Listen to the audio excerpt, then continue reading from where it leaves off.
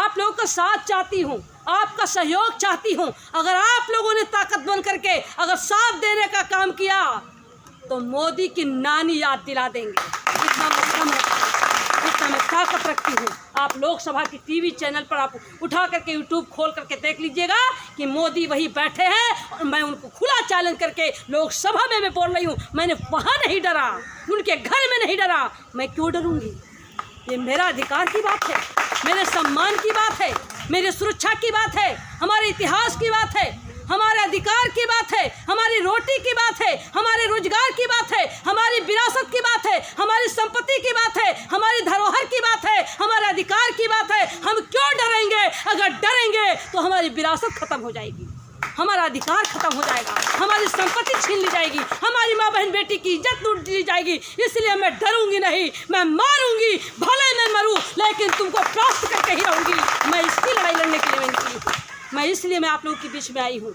साथियों, आप लोग का मैं साथ चाहती हूँ, आप लोग का सहयोग चाहती हूँ।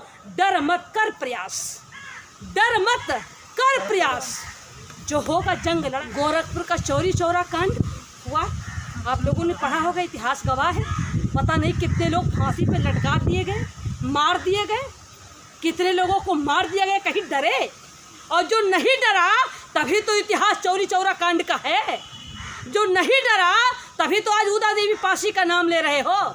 जो नहीं डरा तभी तो कांसीराम साहब का नाम ले रहे हो। जो नहीं डरा तभी तो आप बाबा साहब के नाम ले रहे हो। जब नहीं डरा तभी तो आप कबीर साहब का नाम ले रहे हो। जब नहीं डरा तभी तो वीर एकलव्य का नाम ले रहे हो। जब नहीं डरा हमारे समाज के लोग, एक हमारी वीरांगना उदा देवी हुई और दूसरी हमारी वीरांगना, आप लोगों ने नाम सुना होगा, फूलन देवी।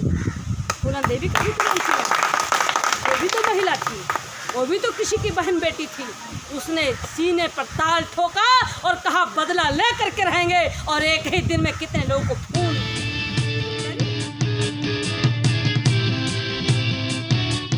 करुणा हो, ताकत गौतम बुद्ध जी की करुणा हो। बाबा साहब भीमराव अंबेडकर अमर रहे, बाबा साहब भीमराव अंबेडकर अमर रहे।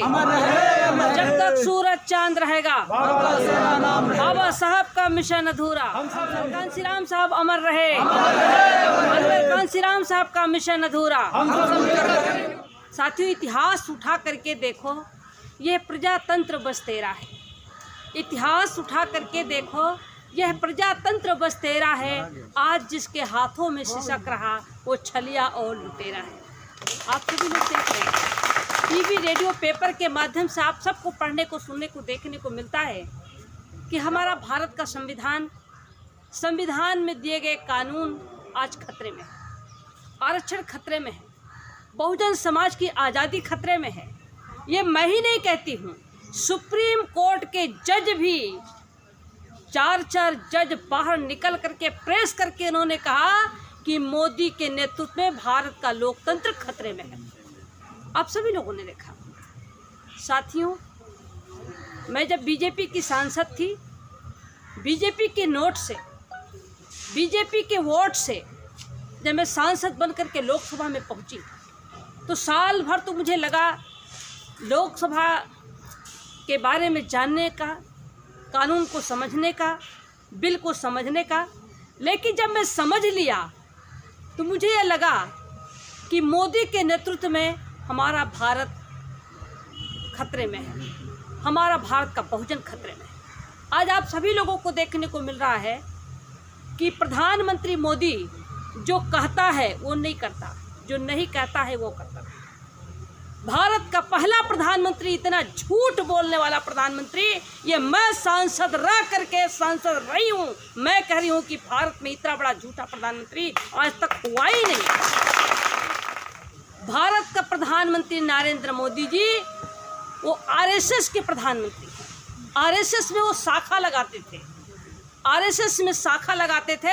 आरएसएस ने प्रधानमंत्री बना करके भारत के बहुजन समाज का जो अधिकार है, जो कानून है, जो संविधान है, अब उसको खत्म करके वो मनुस्मृति लाना चाहते। यहाँ तक कि आरएसएस के प्रमुख हेगड़ेवाल ने भी भारत के संविधान का समर्थन किया था कि संविधान जो बना है वो अच्छा बना है, इसको लागू होना चाहिए। बाबा साहब ने दुनिया के संविधान का अध्ययन करके भारत के संविधान को बनाया था। भारत का संविधान जिस दिन संपूर्ण रूप से लागू हो जाएगा, भारत में चिराग उठा करके भी गरीबी ढूंढेंगे, भारत में गरीबी नहीं पाएंगे। इतना बढ़िया संविधान ये भारत का संविधान है। लेकिन आज़ादी से लेकर और अब तक भारत का संविधान लागू हुआ ही नहीं। चाचा जी अभी कह रहे थे कि पारसी बिरादरी बहुत है, मैं भी कह रही हूँ बहुत पारसी बिरादरी के लोग हैं।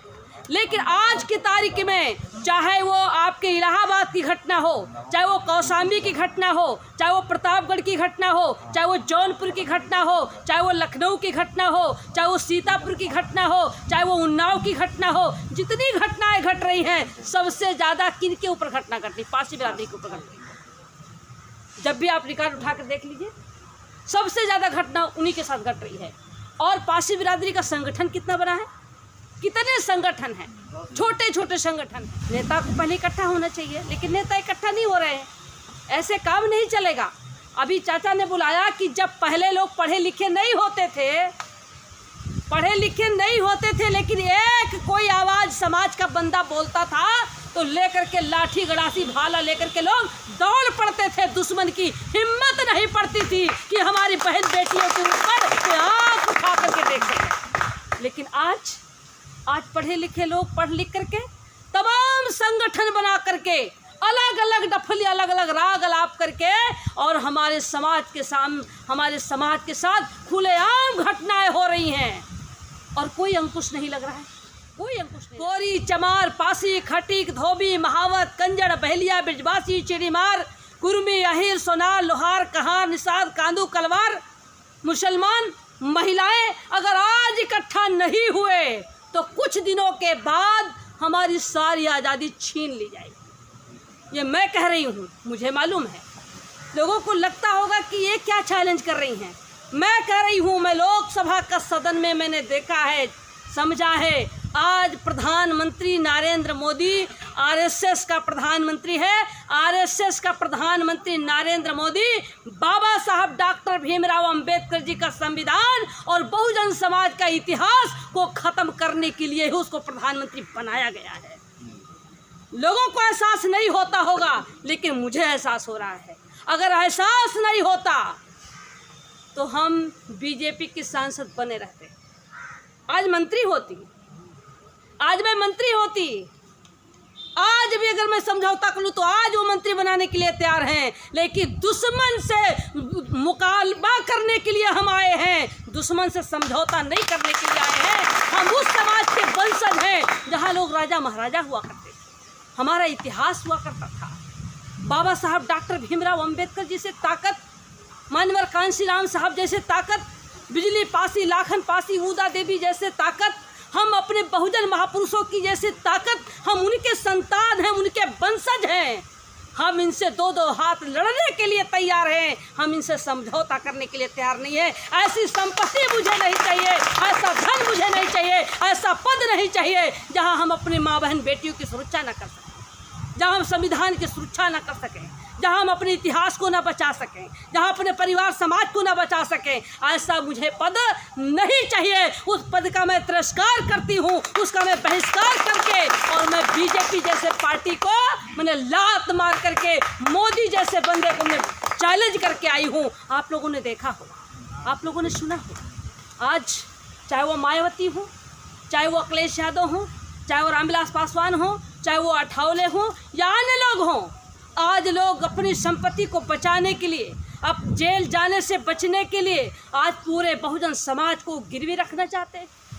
मैं पढ़ भी रही थी और मैं राजनीति भी कर रही थी। मेरी जन्मतिथि 83 की है, 83 की जन्मतिथि है, 83 की जन्मतिथि से आप जोड़ लीजिए। और आज मैं 3 बार जिला पंचायत सदस्य, विधायक और सांसद तक पहुँची। मैं पढ़ भी रही थी और राजनीति भी कर रही थी। मैं एक महिला हूँ, मैं पुरुष नहीं हूँ।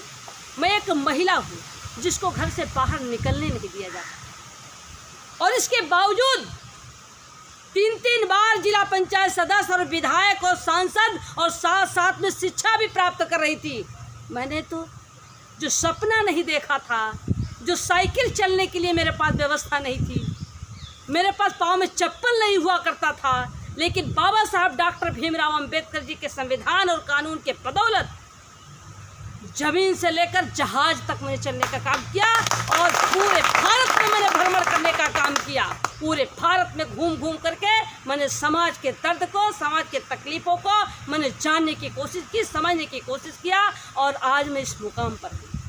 लोग कहते होंगे कि छोटी लड़की बड़ी बात। आप लोगों को मैं अभी छोटी लग रही हूँ? मैं 3 बार जिला पंचायत सदस्य रही, मैं विधायक रही, सांसद रही, इसके बाद अभी भी मैं छोटी लग रही हूँ।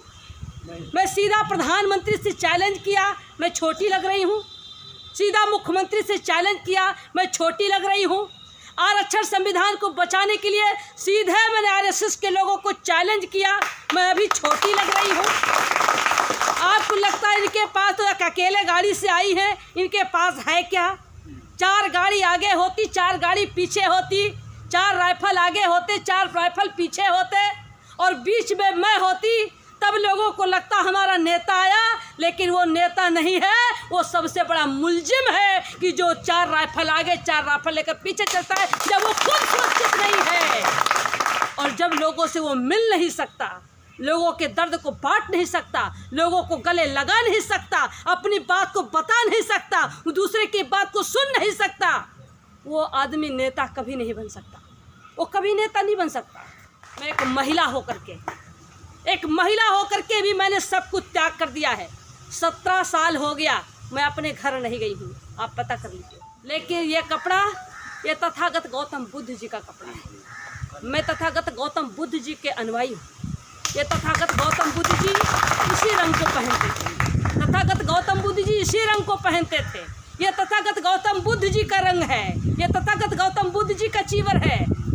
ये पैमानों ने चुरा लिया, ये तथा हमारे बहुजनों के इतिहास को चुराने का काम सदियों किया है। मैं तथागत गौतम बुद्ध जी के विचारों से, अपने महापुरुषों के विचारों पर चल करके मैंने अपने बहुजन समाज को बचाने के लिए अपना सब घर परिवार को त्याग कर दिया। एक छोटा सा पद, प्रधान का पद कहा जाए कि 4 दिन प्रधानी रह गई, आप पद को छोड़ दीजिए। बीडीसी 4 दिन की रह गई, छोड़ दीजिए। एक छोटी सी नौकरी हो कि छोड़ दीजिए, कोई नौकर छोड़ पाता है? लेकिन मैंने सांसद पद छोड़ दिया। आसान है? सांसद पद छोड़ दिया। हम तो संघर्ष करने के लिए निकले हैं, जो भी होगा, चाहे चित पड़े, चाहे पट पड़े, चाहे मारे जाए, चाहे मारे, मैं तो निकल पड़ी हूँ। मैं अब वापस जाने वाली नहीं हूँ। अगर आप साथ नहीं दोगे, अगर समाज के साथ अगर गद्दारी होगी, तो दुश्मन से ज़्यादा जिम्मेदार हमारा समाज।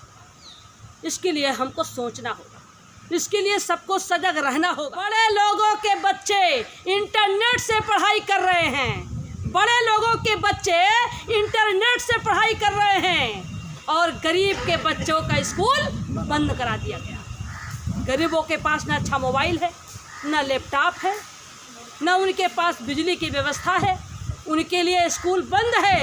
और बड़े लोगों के बच्चों के लिए वो नेट से उनको स्कूल में पढ़ाया जा रहा है। ये भारत में 2 तरीके से नीति, ये 2 तरीके से राजनीति हो रही है और इसके बावजूद हमारे भारत के लोग चुपचाप शान बैठे हैं।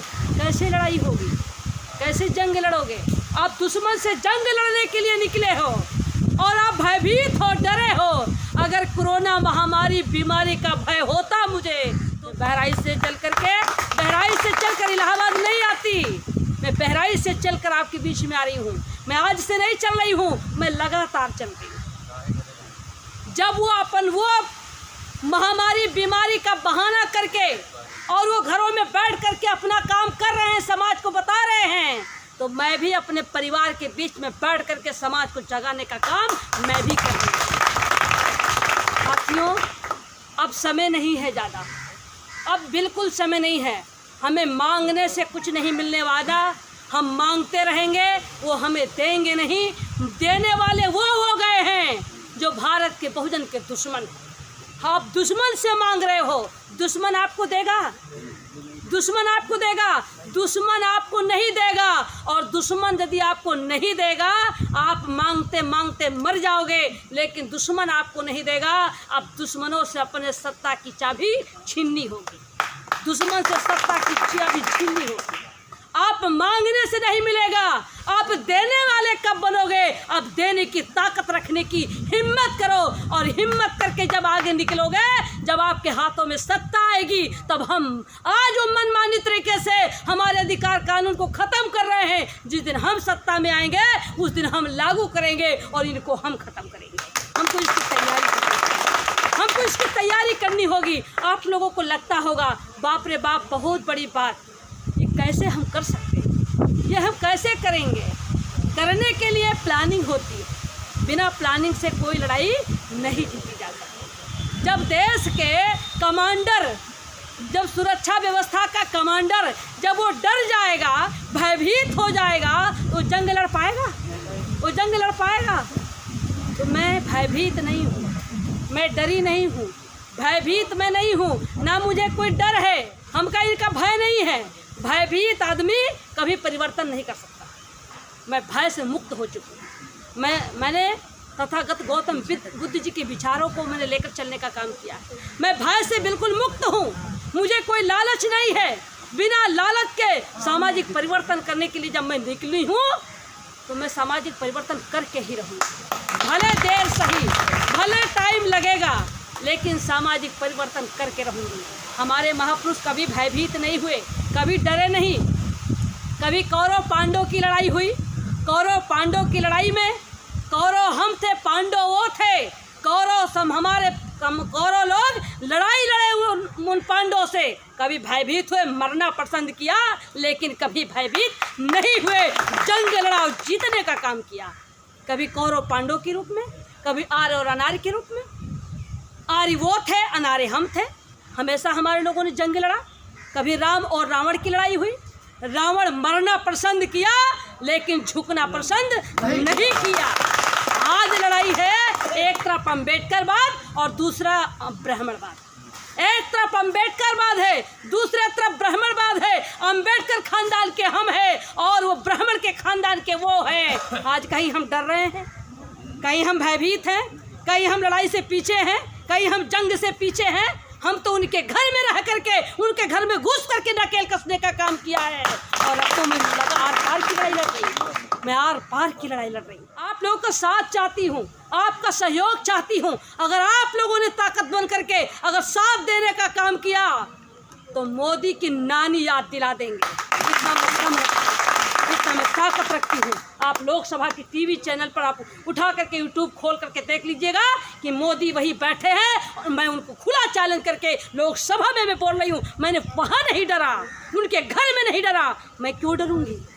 ये मेरा अधिकार की बात है, मेरे सम्मान की बात है, मेरी सुरक्षा की बात है, हमारे इतिहास की बात है, हमारे अधिकार की बात है, हमारी रोटी की बात है, हमारे रोजगार की बात है, हमारी विरासत की बात है, हमारी संपत्ति की बात है, हमारी धरोहर की बात है, हमारे अधिकार की बात है। हम क्यों डरेंगे? अगर डरेंगे तो हमारी विरासत खत्म हो जाएगी, हमारा अधिकार खत्म हो जाएगा, हमारी संपत्ति छीन ली जाएगी, हमारी माँ बहन बेटी की इज्जत लूट ली जाएगी। इसलिए मैं डरूंगी नहीं, मैं मारूंगी, भले मैं मरूं लेकिन तुमको प्राप्त करके ही रहूंगी। मैं इसकी लड़ाई लड़ने के लिए मैं निकली हूँ। मैं इसलिए मैं आप लोगों के बीच में आई हूँ। साथियों, आप लोग का मैं साथ चाहती हूँ, आप लोग का सहयोग चाहती हूँ। डर मत कर प्रयास, डर मत कर प्रयास। जो होगा जंग लड़ा जाएगा। जंग की शुरुआत हो चुकी है। अभी आपके बगल में गोरखपुर का चौरी चौरा कांड हुआ, आप लोगों ने पढ़ा होगा, इतिहास गवाह है। पता नहीं कितने लोग फांसी पे लटका दिए गए, मार दिए गए, कितने लोगों को मार दिया गया। कहीं डरे? और जो नहीं डरा तभी तो इतिहास चौरी चौरा कांड का है। जो नहीं डरा तभी तो आज उदा देवी पासी का नाम ले रहे हो।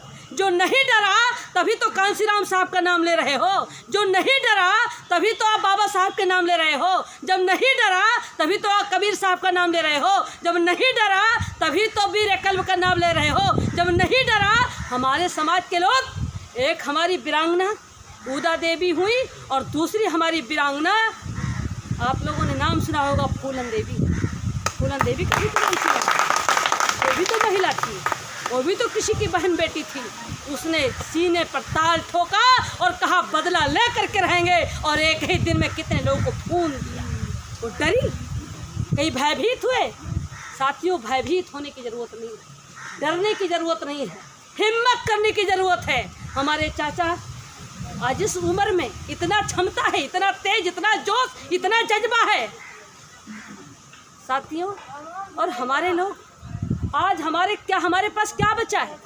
नौकरी छीन गई, नौकरी छीन ली गई। आप लोगों ने सुना होगा सारा विभाग प्राइवेट हो गया। आप नौकरी के लिए पढ़ाई कर रहे हो ना, कि हम पढ़ाई करेंगे तो नौकरी मिलेगी, नौकरी मिलेगी, नौकरी मिलेगी आपको। जब सारा विभाग प्राइवेट कर दिया गया, बाबा साहब ने विभाग बनाया था और विभाग बना करके भारत के बहुजन मूल निवासियों के आरक्षण के तहत सबको बराबर की भागीदारी दे दिया था। पाएंगे तो उसको हटाने के लिए हमको तैयारी करनी पड़ेगी ना, हमको समाज को तैयार करना पड़ेगा ना, हमको जंग लड़ना पड़ेगा ना। जंग लड़ने के लिए लोगों कहते हैं कैसे लड़ा जाएगा, इतनी बड़ी जंग हम लड़ेंगे कैसे? जंग लड़ने के लिए आपके पास दिमाग की ज़रूरत है, दिमाग से लड़ोगे तो उनको परास्त कर पाओगे। बाबा साहब डॉक्टर भीमराव अंबेडकर जी उस समय अकेले थे, वो दिमाग से लड़ते थे। समाज के लोग बड़ी वफादारी, ईमानदारी, लगन और त्याग के साथ जो भी बाबा साहब के साथ में उस समय थे, वो जिम्मेदारी के साथ लड़ते थे। बाबा साहब किसी को जेल नहीं जाने दिया, वो जेल नहीं गए और सारा जंग लड़ा। आखिरी कार में ऐसे आरएसएस के लोग बाबा साहब डॉक्टर भीमराव अंबेडकर जी के आगे घुटना वो टेकते थे, देखने का काम करते थे कि बाबा साहब बताओ कैसे होगा, बाबा साहब बताओ कैसे होगा।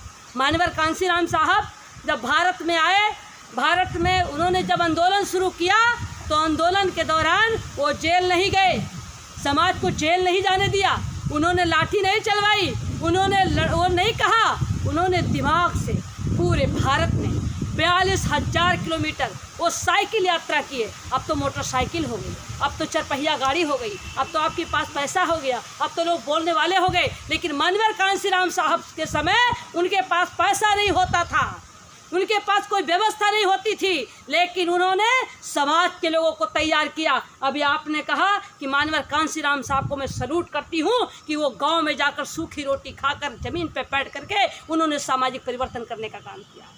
अभी आपने बताया वही सामाजिक परिवर्तन करने की ज़रूरत है, वही सामाजिक परिवर्तन करने की ज़रूरत है साथियों। आप लोगों को अपने समाज में, अपने परिवार में, अपने गांव के लोगों को, अपने पड़ोस के लोगों को, अगल बगल के लोगों को एक टीम बना करके समाज के लोगों को समझाने की ज़रूरत है, सही रास्ते पर लाने की ज़रूरत है, समाज को सही दिशा बताने की ज़रूरत है। जिस दिन बीजेपी के विरोध में हमारा बहुजन समाज तैयार हो जाएगा, जिस दिन आपके इलाहाबाद में 10 ज़्यादा नहीं कहती हूँ 10,000 आदमी, पूरे क्षेत्र का आदमी जिस दिन इलाहाबाद में निकल पड़ेगा, बीजेपी के लोग, अधिकारी, डीएम, एसपी वो घुटना टेक देंगे आपके आगे। आप तैयार तो करो उनको, आप तैयार तो करो।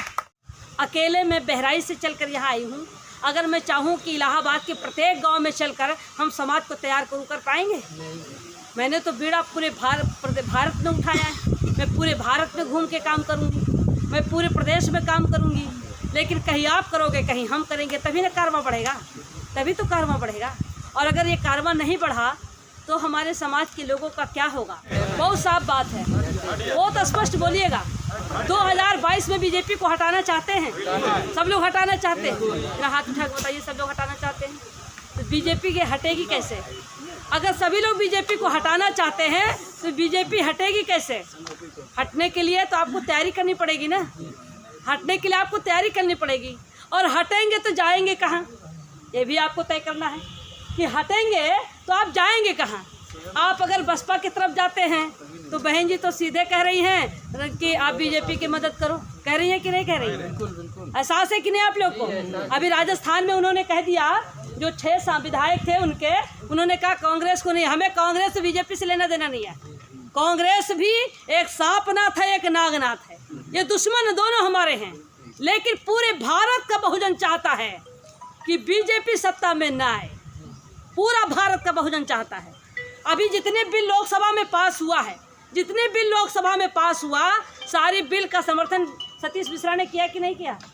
आप लोग को पता है ना, आप लोग तो व्हाट्सएप चला रहे हैं, फेसबुक चला रहे हैं, सोशल मीडिया वाले पढ़े लिखे लोग हैं, आपको पता होगा। और सतीश मिश्रा ने स्पष्ट कह दिया कि जो भी बिल लोकसभा में आएगी बीजेपी लाएगी उसका मैं समर्थन करूंगा। उसने बयान भी दिया था, आप लोगों ने पढ़ा है, बयान भी दिया तो हो भी रहा है, अंदर से हो रहा है। इधर अखिलेश यादव जी के पिताजी कहते हैं कि मोदी जी प्रधानमंत्री दोबारा फिर बन के आवे। कहा कि नहीं कहा? सुना है आप लोगों ने? ये अखिलेश यादव जी के पिताजी कहते हैं दोबारा मुख्यमंत्री फिर बन करके प्रधानमंत्री मोदी आवे। मोदी के लिए उन्होंने कहा। अब अपने बेटे को बचाने के लिए, अपने भाई को बचाने के लिए ये भी समझौता कर रहे हैं, कोई आंदोलन नहीं कर रहे हैं। कहीं कर रहे हैं कोई आंदोलन? कहीं हो रहा है बहुजन समाज के लिए, चाहे आरक्षण को लेकर, संविधान को लेकर, नागरिक बिल को लेकर, या आपके अधिकार को लेकर, या जो भी अभी तमाम जो वैकेंसियां निकली हैं इस पर कोई आंदोलन किया? कोई प्रेस हो रहा है? कहीं बोल रहे हैं? कोई नहीं बोल रहा है। और बल्कि बोल किसके लिए ले रहे हैं कि हम परशुराम की मूर्ति लगाएंगे। अब आप बताइए, परशुराम वो परशुराम जो 21 बार नरसंहार किया हो, हमारे बहुजन समाज के लोगों को गुलाम बनाने की और अछूत बनाने का काम किया हो, सदियों बहुजन समाज के लोगों के साथ अत्याचार किया हो, उसकी मूर्ति लगाने की बात हो रही है। अरे भाई, इससे अच्छा चुप रहते, इससे अच्छा चुप रहते। ऐसा कह करके किसका मनोबल बढ़ाया गया? परशुराम की मूर्ति लगेगी ये कह करके किसका मनोबल बढ़ाया गया? ये ब्राह्मणों का मनोबल बढ़ाया गया ना, मनवादियों का मनोबल बढ़ाया गया ना। आखिर में बहुजन समाज के लोग, जहाँ पर मानवर कांसीराम साहब कहा करते थे तिलक तराजू और तलवार मारो जूता इसको, चार बावन ठाकुर बनिया चोर बाकी सब DS4 कहते थे कि नहीं कहते थे? वो नारा कहाँ गया? वो नारा कहाँ चला गया? आज वो नारा चल रहा है, आज वो चला रही हैं।